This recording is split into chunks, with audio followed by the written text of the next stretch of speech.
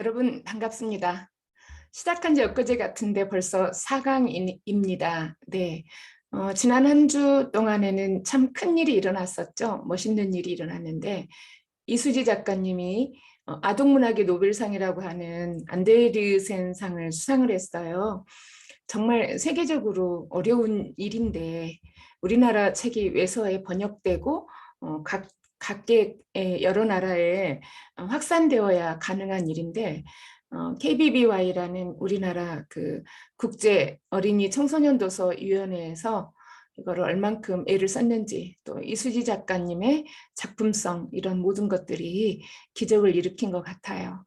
요즘 뭐 온라인이나 여러 가지 방송 프로그램에 이수지 작가가 자주 등장을 합니다. 네, 아주 즐겁고 유쾌한 일이죠.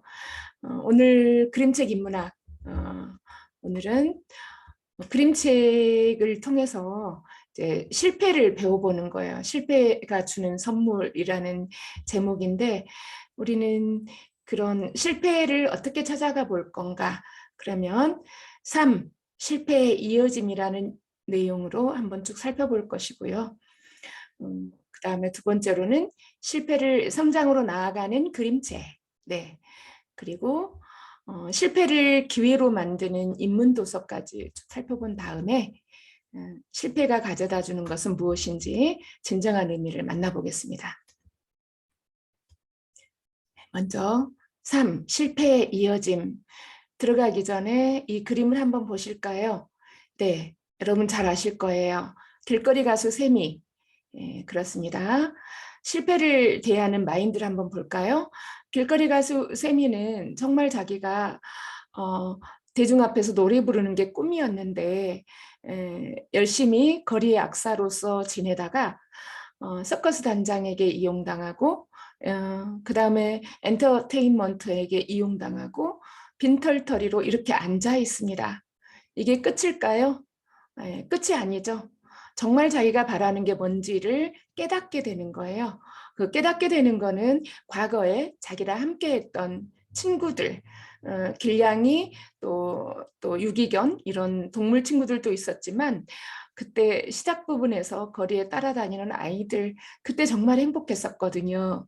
잠시 어떤 시간을 흘려보내긴 했지만 이제 본격적으로 자기 자리가 뭔지를 깨닫게 되는 거예요. 그러면 이 세미는 실패를 했을 때 과연 자기를 포기했을까요? 깊이 고찰을 하고 진정으로 바라는 것이 뭔지를 깨달은 다음에 내일로 이어지는 것이죠.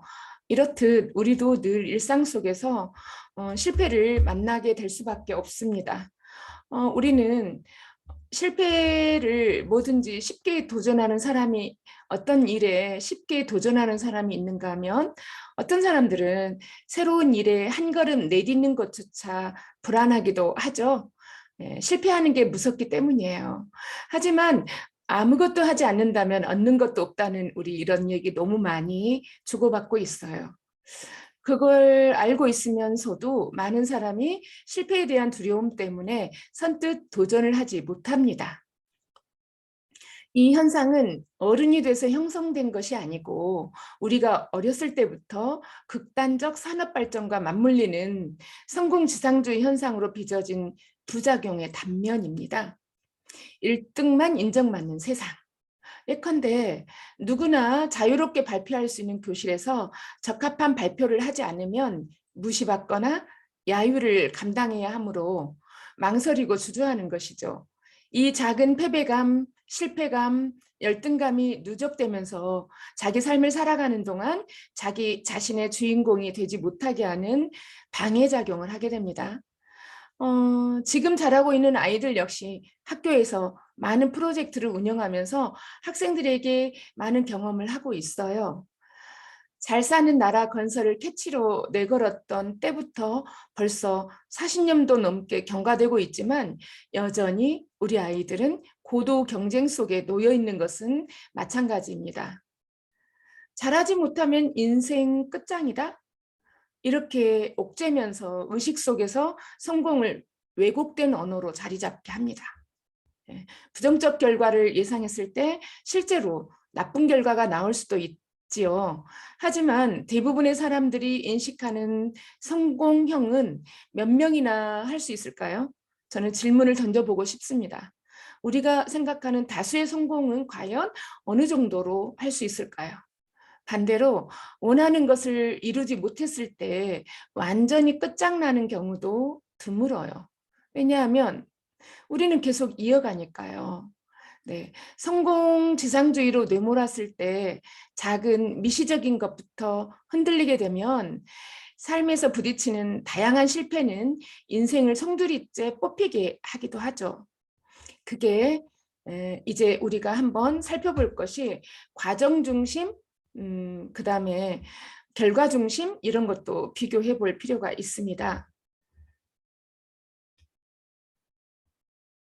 그래서 우리가 과정 중심, 결과 중심으로 나아간다면 과정 중심은 매일 조금씩 성장해 가는 거예요. 주로 이제 핀란드가 이런 형태를 이루고 있고 북유럽 여러 나라들이 이렇게 하고 있습니다. 1차 강연 때도 한번 소개한 적이 있는데 북유럽의 학교들 해가지고 작가님이 소개한 책들도 말씀드렸는데요. 핀란드 같은 경우는 어, 철저히 과정 중심이에요. 그리고 너무나도 우리가 핀란드 교육, 성공 중심, 실패 중심, 뭐 실패 교육 이런 것들이 화두로 올라오면서 많은 사람들이 연구를 한 적이 있고 매스컴에도 많이 소개됐었는데요. 각설탕 세우기 이렇게 해서 집단과 모둠, 개인 이 각설탕을 세워서 집을 만드는 미니 모델 집을 만드는 건데 각설탕을 정교하게 해도 허물어져요. 그런데 애들은 두렵지 않아요. 허물어지는 것이 뭐 창피하지도 않아요. 왜 이것이 실패했을까를 생각해 보는 거예요. 하루 지나고 나서 두 번째 미션 때는 똑같은 실수를 하지 않는 거죠. 반드시 1차 시, 2차 시, 3차 시, 4차 시로 가는 중에 1차 시에서 실패했는데 2차 시를 똑같이 하는 건 아니에요. 2차 시에서도 1차 시와 다른 뭔가 미션이 들어갔는데도 불구하고 실패했다면 3차 시에는 또 달라져야 되고요. 이런 과정 속에서 마지막에는 성공적인 아치 집을 만드는 거죠. 각설탕으로. 그러면 그 미션을 진행하는 중에 아이들은 성장하고 변화되는 거예요. 그리고 이 실패했던 컨텐츠들이 모아서 새로운 자기의 컨텐츠를 이루어 나가는 거죠. 이게 과정 중심이에요. 반대로 우리는 어떠할까요? 결과 중심입니다. 어떤 식으로 공부를 했고 얼만큼 열심히 했어도 성적이 몇 점 나오지 않으면 실패작이 돼버려요.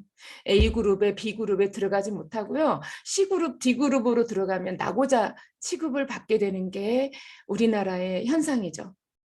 한편으로 우리나라 역시 국내 청년 벤처기업은 창업할 때부터 아예 늘 회의를 할 때 회의장에 들어가기 전에 앞에다가 실패나무를 세워놓고 A팀, B팀, C팀이 어떤 미션을 진행할 때 그 진행하는 미션에 실패 포스트잇을 계속 붙이는 거예요. 그래서 A팀이 실패한 걸 B팀은 답습하지 않고 공유합니다. 그로 인해서 이제 실패의 근거를 통해 다른 미션을 가지고 오는 거죠. 이 벤처기업은 엄청 대성공을 하는 거예요. 우리는 어때요? 실패한 것은 폐기 처분해버려요. 보통 교육과정 속에서도 회사에서도 실패한 것은 아예 유효하지 않습니다. 결과만 있을 뿐이에요. 그러니 우리 아이들은 어떻게 써요? 늘 A그룹에 속하려고 부단히 노력을 했지만 공부도 하고요. 열심히 했는데 점수가 안 나왔어요. 그러면 이 아이는 반열에 들지 못합니다. 그리고 스스로 패배감을 맛보고 계속 자신감 저하하는 그런 현상을 맛보게 되는 거예요. 그래서 우리는 과연 이렇게 가는 게 맞는 건가를 한번 돌아보는 이 시간이 됐으면 좋겠습니다. 이제 우리는 실패를 계속 인정해 나가면서 내일로 간다는 것은 회복 탄력성을 높여주는 거예요. 우리는 실패라는 것은 비단 내가 하고자 하는 미션을 성공적으로 이루어지는 게 그것만 해당되는 게 아니고 인간관계, 사람과 사람 인간관계 속에서도 잘 지냈던 사이가 틀어져요. 틀어지는 원인을 분석하고 그 친구와 회복할 수도 있는 건데 회복이 안 되면 그건 단절로 갈 수밖에 없는 현상이다. 그렇다면 다른 대상과 관계를 유지할 때는 앞에서 관계가 실패했던 것들을 토대로 비대상에게는 그걸 적용하지 않는 힘이 생기는 거죠. 그리고 같은 현상으로 어떤 갈등이 생겼을 때는 회복 탄력성을 발휘해서 더 나아갈 수 있는 것이고요. 학업뿐만 아니라 각종의 일들은 결국은 우리가 늘 원하던 대로 이루어지는 것이 아니에요. 원하는 대로 이루어지면 그건 기계죠. 그런데 그 속에서 실패를 인정하고 나아갈 때 회복 탄력성이 누적된다는 거예요. 그러니까 이 회복 탄력성을 통해서 얼마나 우리가 나아갈 것인지를 진단해 보는 겁니다. 자기 자신이 열심히 긍정적으로 살아가는 사람들의 공통점은 실패라는 키워드를 두려워하지 않아요. 실패는 나아가는 과정일 뿐 끝이 아닌 것이죠. 그러니까 원하는 대로 이룰 수 있고 이루지 못할 수도 있다는 인식입니다. 이뤘을 때 그 다음 것을 기획하고 생각하듯이 이루지 못했을 때도 그 다음 것을 기획하고 생각하는 것이죠. 이것을 회복 탄력성이라고 합니다. 저희 독서문화원에 오는 아이들은 한 주에 한 번 만나는데 그때마다 실패해요. 실패? 좀 이상하죠? 물론 자신이 뜻하는 바대로 적용하고 성과를 내는 것도 있어요. 그럴 때는 차분히 탄탄히 준비할 때라는 것을 알 수 있죠. 때론 다른 학습량과 맞물려서 제대로 준비하지 못하고 오기도 해요. 그럼 본인이 마음도 씁쓸하고 약간의 실패감을 맛보는 것이죠. 그러다 다시 수정해서 다른 것을 준비할 때는 또 탄탄히 하기도 해요. 이런 연속성 속에서 매일을 살아가고 그 매일이 모아져서 이제 삶이 되는 거예요. 성공하기 위한 삶은 얼마나 허걱대고 무지개를 쫓는 것과 같은 개념이라고 말하고 싶습니다. 왜냐하면 자기 만족이라는 것을 잊어버리게 되니까요. 그래서 회복 탄력성은 어려움을 견디고 이겨내는 힘이고요. 그리고 우리는 대체로 자식의 실패를 부모들이 많이 차단하려고 합니다. 실수하는 꼴을 보지 못합니다. 학교 끝나고 바로 사이클대로 움직여야 되고요. 또 틀린 것은 용납하지 못하죠. 미리서 준비하게 되고 또 다시 그것을 계획하게 만들고 앞서서 준비시켜버리고 그러니까 자기가 어른이 되었을 때 실패하는 경우가 다가오면은 좌절을 하게 되고요. 회복 탄력성이 굉장히 느립니다. 자, 이런 점에서 우리가 어떤 길로 가야 할지를 안내할 필요가 있습니다. 실패를 대하는 자세가 계속 이렇게 맛보지 못하고 인정되지 않으면 실패하는 자세가 왜곡되게 되는 것입니다. 네. 실패를 성장학으로 나아가는 그림책을 한번 만나볼까요? 네, 이거는 나의 붉은 날개입니다. 김민우 작가는 이 책을 자기 자신의 경험담에서 지었다고 해요. 작가의 경험담이 실제로 이런 일이 있었대요. 연을 자녀인가 본인이 어렸을 때 부모님이 그랬는가 둘 중에 하나인데 연을 날려보았고 너무 당당하게 만들었고 그리고 이제 날렸을 때 나뭇가지에 걸렸고 거기에 오는 황당한 비참함, 절망 그리고 이제 아빠가 그거를 찾아다가 식탁 위에 올려놓았던 경험 편집부와 수많은 대화를 나누면서 이제 그거를 진행했고요. 삶을 고스란히 반영했다는 거죠. 어린 시절이나 자녀를 키우면서 경험했던 것들이 책 속에 작가 정신으로 반영돼요. 그러니까 작가는 책 안에 자기 인생관을 담을 수밖에 없어요. 여기에서 이 책은 어떤 것을 나타낼까요? 자, 보실까요? 이거는 이제 표지에서 드러나고 있습니다. 이 나무가 어때요? 왼쪽에 크게 있고요. 이제 이렇게 모형 비행기가 쭉 날아가죠. 그런데 앞표지, 뒷표지가 펼침면으로 이어지고 있고요. 면지는 연을 만드는 모습이 나와요. 그리고 속표지는 나무의 위치가 변화돼서 이 나무가 왼쪽으로 오고요. 이 아이는 속표지가 이제 연을 완성해 가지고 밖으로 들고 나가는 장면으로. 그러면은 이제 이 책은 프롤로그라고 하는 면지부터 이야기가 진행된다고 볼 수가 있어요. 모형 비행기를 날리는 이 자체는 책 안에서는 높이 멀리 씩씩하게 당당하게 날아가는 게 목적이겠지만 실제로 우리 삶 속에 내가 원하는 일, 우리는 늘 원하는 일의 연속이잖아요. 오늘 원하는 일, 내일 원하는 일, 그 다음에 원하는 일, 또 5년 후, 10년 후 계속 소망되는 일이고요.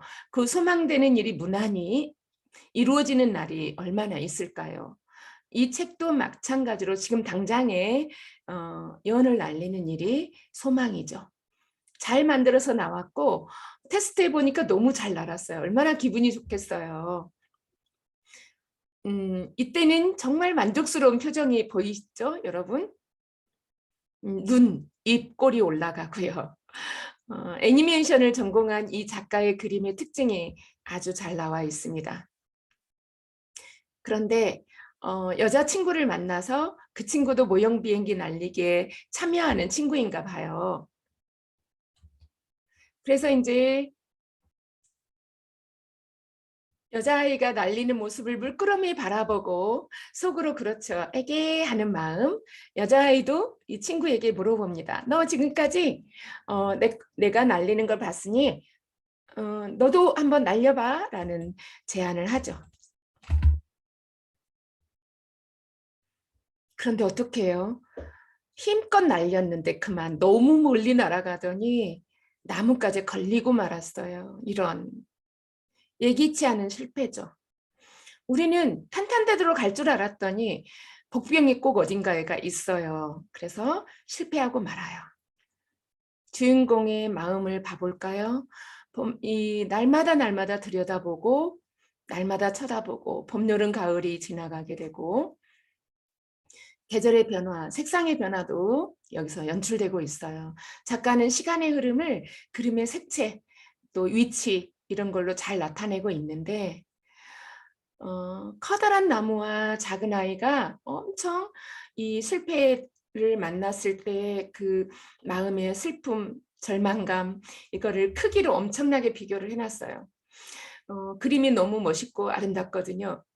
여러분이 직접 찾아서 보면은 훨씬 실감이 날 거예요.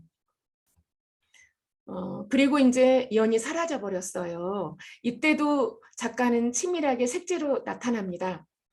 연이 사라졌을 때 저쪽에서 붉은 빛이 감돌고 어디로 갔지라고 하는 어떻게 보면은 불안감이죠. 이 붉은 빛은 그리고 정말 절망감에 아무 색이 없는 무채색으로 등장을 해버립니다.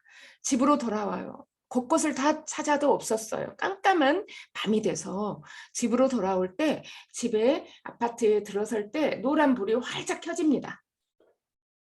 이제 왠지 어떤 다른 일이 펼쳐질 거라는 이 실패 끝에 어떤 일이 일어날 거라는 암시적인 채색이라고도 볼 수 있겠습니다. 그리고 이제 들어가 봤더니 정말 아빠가 연을 주워다가 거기다가 식탁에 올려놨어요. 비로소 자기의 실패를 인정하고 다시 연을 만들어요. 그리고 외칩니다. 잘 날지 않아도 돼. 이거죠. 최고가 아니어도 돼. 잘 날지 않아도 돼. 내가 원하는 일을 하면 돼. 이 뜻입니다.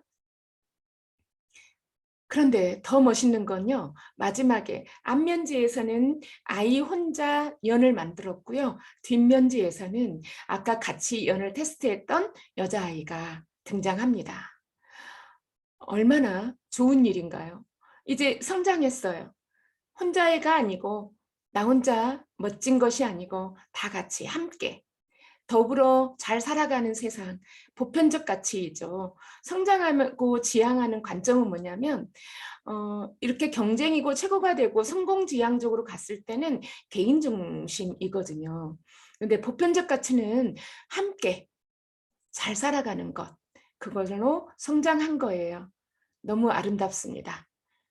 또 하나 책 볼까요? 이 책은 다음 달에는입니다. 이거는 불과 그제 나왔어요. 3월 28일.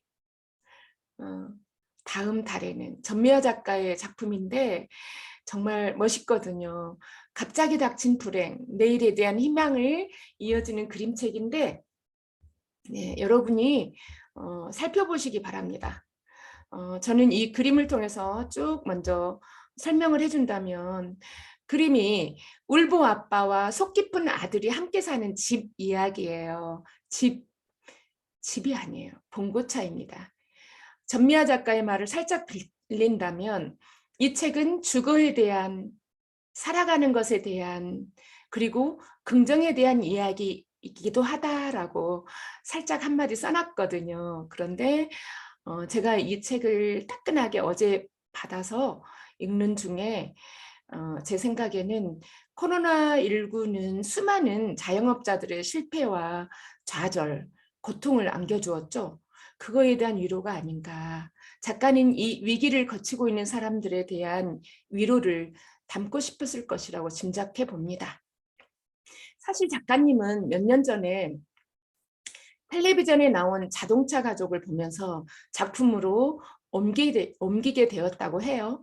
두꺼운 목탄과 콩테를 쓰고 절제된 색채로 그림을 그렸어요. 마치 흩뿌리듯이 익숙한 목단지를 쓰면은 그런 느낌이 연출되지 않으니까 애써서 힘들게 갱지에 그림을 그린 이유들을 사계절 블로그 인터뷰 내용에 보면 나와요. 여러분과 이 책을 소개하기 위해서 잠깐 찾아봤는데 그 수고스럽고 어려운 작업을 한다는 자체가 예술 정신이 한눈에 들어오거든요. 이제 저는 그것까지는 옮기지 않고 배경을 없애고 인물을 굵직하게 그려서 힘든 시기를 극복하고 있는 부자의 감정을 더 절실하게 느껴지게 돼요. 아버지의 눈빛, 아들의 눈빛, 태도, 이 부자의 감정에 몰입하게 됩니다. 서술자인 아이가 관찰자로, 즉 관찰자의 이야기를 전개하는 것 잘 쓰지 않으면은 감동을 전하기가 어려운 구조예요. 그리고 힘들어요. 그래서 관찰자의 입장으로 글쓰기, 그림, 책 쓰기는 웬만해서는 어려운 건데 이 책은 금세 독자의 눈물샘을 자극해요. 관찰자이기 때문에 아버지의 내적 갈등을 묘사하기는 어렵죠. 하지만 독자는 알 수 있어요. 아빠의 동선을 무슨 이유인지 한밤중에 짐을 싸고 공사장 옆 봉고차에서 생활을 해야 하는 장면, 경제난으로 집을 잃고 학교를 가지 못하는 장면을 보며 금세 우리는 아이를 걱정하게 되죠. 기다림으로 있을 다음 달에는 정말 다음 달에는 하고 계속 반복돼요. 다음 달에는 학교 갈 수 있어 라는 반복구는 더욱 감정을 고조시키고요. 폐차처럼 멈춰있는 봉고차에 짐을 푼 아빠는 낮에는 일용직 노동자로 일하고 점심이 되면 아들의 밥을 반찬통에 담아서 헐레벌떡 차로 달려옵니다. 어린이는 꼭 우유를 마셔야 한다고 강조하고요. 아들의 끼니를 늘 챙기고 아들을 목욕탕에 들어가서 씻기고 도서관에서 아들과 시간을 보내는 다정한 아빠죠. 그때만큼은 정말 웃는 얼굴이고요. 다만 눈물이 많아서 시도 때도 없이 훌쩍거리는 아빠. 그리고 밤마다 아들에게 다음 달에는 학교 보내줄게 라는 약속을 지키지 못할 약속을 되풀이하고 있고요. 아들은 학교를 못 가는 힘든 상황 속에서도 아빠와 함께 있어서 괜찮다고 말하는 일찍 어른이 돼버린 아이 같아요. 아빠의 삶을 곁에서 지켜보면 누구보다 아빠를 믿는 아들입니다. 낡고 긁힌 상처가 가득 찬 봉고차는 아빠와 아들이 매일매일 먹고 자고 대화를 하고 일상을 나누는 공간이기도 하고요. 공사장 옆에서 꿈쩍도 하지 않는 집이면서도 이동수단이기도 한 봉고차가 움직일 때가 있었어요. 바로 빚쟁이들이 오니까요. 그때는 얼른 도망가야 하죠. 움직이게 돼요. 이 막막함에 아빠는 결국 엉엉 울고 말아요.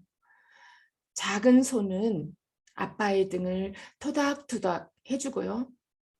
진한 가족 사랑이 느껴져요. 책임감이면서 서로를 존재하게 하는 가족 사랑은 결국 그 위기에서도 일어서게 합니다. 그 다음 장면에서 정말 처음으로 커다란 나무, 수도, 화분, 반려묘, 고양이와 고양이 밥그릇이 그려져 있어요. 저는 다 퍼오지 않았어요. 여러분이 직접 보시면 얼마나 아주 소심하게, 조심스럽게, 정성스럽게 미래를 잇고 있는지 작가의 그 잔잔한 응원, 현실을 기반으로 한 응원을 느끼라고 가져오지 않았습니다. 여러분, 일순간에 위기가 헤쳐지기 어렵죠? 어느 순간에 실패가 짠! 해가 뜨지 않죠. 시간이 걸리고 포기하지 않으면 이어져 가게 되는 거죠. 그 나날을 견뎌냄을 갑자기 해결된 것으로 보여주지 않고 봉고차는 그대로 있고요. 나무에 커다란 나무 세 그루, 그리고 그 안에서 책을 보고 있는 아이, 바닥에는 유기묘, 이제 가족이 하나 더 등장했죠. 유기묘인지 직접 그 고양이를 키우는지는 모르겠어요. 그리고 또 이쪽 바닥에는 밥그릇이 고양이 밥그릇. 그렇게 전개되는 이 장면을 보면서 얼마나 작가는 현실을 바탕으로 하는 꿈을 주고 있는지, 가족 사랑을 주고 있는지, 실패이지만 힘을 내라고 다독다독 해주는지 느낌이 옵니다. 예, 똑같은 봉고차지만 희망이 들어오는 거예요. 이 또한 지나가고 내일이 다가오는 거예요. 그리고 그 다음 달에는 정말 학교를 갈 수 있어요. 갑자기 불어닥친 실패, 불행. 하지만 그 불행 속에서도 내일에 대한 희망과 기대, 극복의 이어짐, 그것은 사라지지 않아요. 내일은 사라지지 않고 내일에 대한 기대도 사라지지 않고 살아내는 힘도 사라지지 않아요. 이 책에서 가장 강렬하게 다가오는 것은 집이라는 키워드예요. 집이 없어서 이 봉고차에서 살고 있는 이 집이라는 키워드. 누구나 살아가고 있는 집이 얼마나 귀한지 안락한지 우리는 잊고 지내지만 이 책을 통해 누구에게는 집이 얼마나 절실한지 확 전달됩니다. 다른 면에서는 이러한 시련 역시 포기하지만 않는다면 딛고 일어설 수 있다는 강렬한 희망을 전해줍니다. 물론 거기에는 가족이라는 든든한 울타리가 있고요. 네. 이렇게 우리가 그림책으로 실패를 포기할 것인가에 대한 것이 아니라 내일을 위해서 딛고 일어선다는 것을 알 수 있습니다. 그렇다면 실패를 기회로 찾아가는 인문도서 아름다운 실패 한번 볼까요? 이 책은 제목이 역설하는 그 반어적 함의 속에서 우리가 얼마나 힘들게 살아가고 있는지 그리고 얼마나 시행착오를 겪고 있는지 또한 진정한 성공은 과연 무엇인지 아름다운 실패 속에 진정한 성공은 무엇인지에 대한 반어적 묘사가 나와 있습니다. 실제로 많은 문구를 가져올 수가 없어서 156쪽에 있는 절실한 실패를 바라보고 있는 관점을 한번 가져와 봤는데 제가 낭독해 드리겠습니다. 학교에 다시 가면 도대체 어떻게 대처해야 할지 모르겠어. 나는 M의 말이 맞다고 생각해. 우리 중 한 사람은 올해 무너질 거야. M은 괜찮을 거야. M은 정신과 의사와 상담하고 있고 똑똑하니까. 나는 아무래도 올해를 견뎌내지 못할 것 같아. 고등학교에서 낙제했다고 자살한다는 거 정말로 어리석은 짓이라는 건 알아.